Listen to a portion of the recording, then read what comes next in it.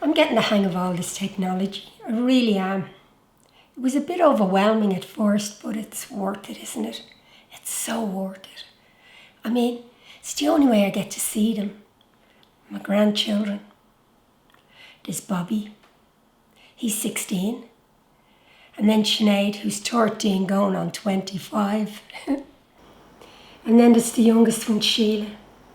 She's 8 and the sweetest thing around. Now she reminds me of my own mother. She was called Sheelagh too. Now I see them most days. They ring me because it's easier that way.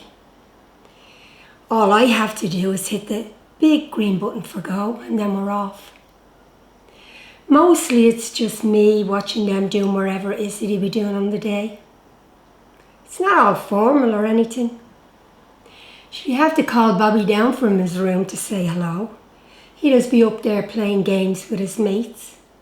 You know those arcade games where they're shooting and screaming and laughing at the screen? Me daughter said they'd play all night long if they were let.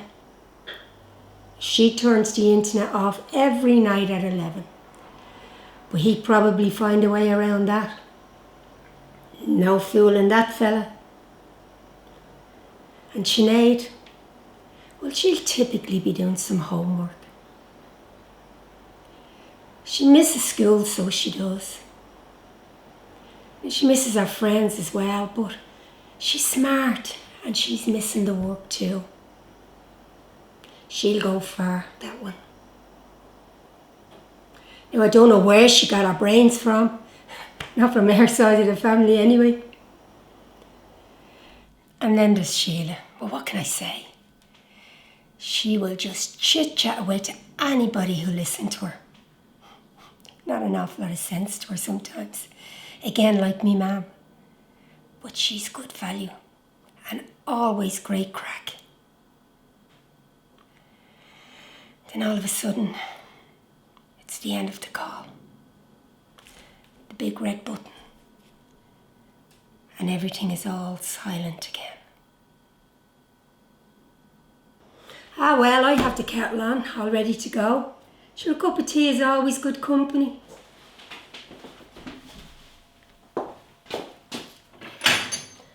I had a little tea party this afternoon at 3. It was very small, 3 guests and all, just I, myself and me.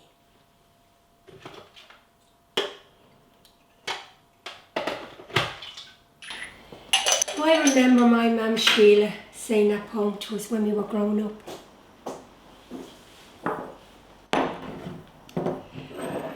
My mum was born in 1933. She was tiny and very weak, and they didn't think she'd make it. And when she heard that my grandfather wanted to give the baby a name, the nurse turned to him and said, "No point in giving that one a name. She's not going to live long enough to be reared." What a thing to say. So my grandfather left the house and went right out into the back of the fields and knelt down at the hawthorn tree with the baby in his arms in a hurry to give this delicate soul a name.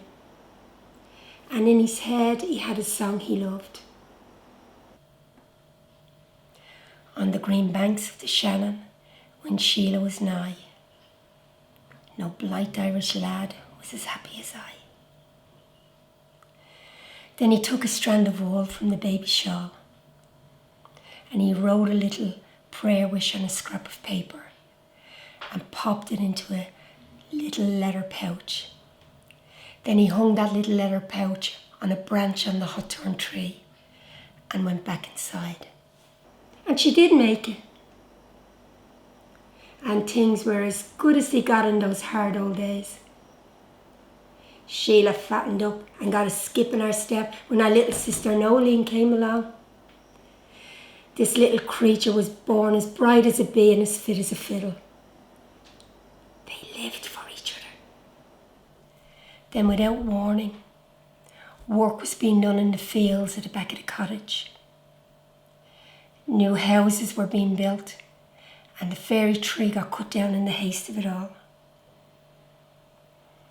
That's when things started to go wrong. First, the girls got measles. That was manageable. NOELENE was fine, but the doctor noticed that Sheelagh was very unwell, and he realised that she had TB and would therefore need to have an injection every week until she reached 14 years. There were greater worries though. Smallpox was rampant around the world and killing millions. There was a vaccine, but the doctor chose not to give it to Sheelagh as she was already so weak. He felt that this vaccine would knock her for 6. Better that she stay inside, he said. A little walk in the mornings every day, but better that she stay away inside. And on one of those little morning walks, Sheelagh and NOELENE, who was our constant companion, were as usual exploring the nooks and crannies of the garden when they found a weary-looking pouch resting behind a flurry of rocks. And inside that pouch was a wish. I told Sheelagh that story the other day on Zoom. She was all the biz about wanting to put together our family tree. She was full of questions. It was for a school project or something, she said. It had to be done just right. Of course, the fairy tree got her attention, as did this great-grandmother of hers that she'd been named after. Actually, it got all the kids' attention. Even Bobby came down from his room. And the parents too stopped everything for a moment. We talked about family and history. Diseases like smallpox, bubonic plague and the Spanish flu. Vaccines and science. And of course the fairies. Do you know what we did? We put together our own little project and now we're actually making it work. Bobby went down and got a stack of stamps, envelopes and notepaper. We were all doing it. We were writing out this wish that my grandfather made at the hot thorn tree, the one the sisters found among the stones. Every day we sent that wish out to random addresses, here, there and everywhere. We sent it to neighbours. We sent it up north. We sent it to Scotland and England, to America and even to China. Yep, our Sinead, she translated that little prayer wish into Mandarin, German, French and Spanish. We all got caught up in it. A wish for Sheelagh. You never know. Maybe somebody somewhere will get a little unexpected hug or a bit of comfort. At least a surprise and a little reminder that we are not alone. We are together even though we are apart.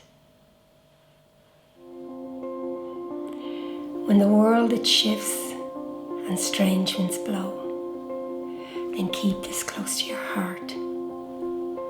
For when we are in each other's thoughts,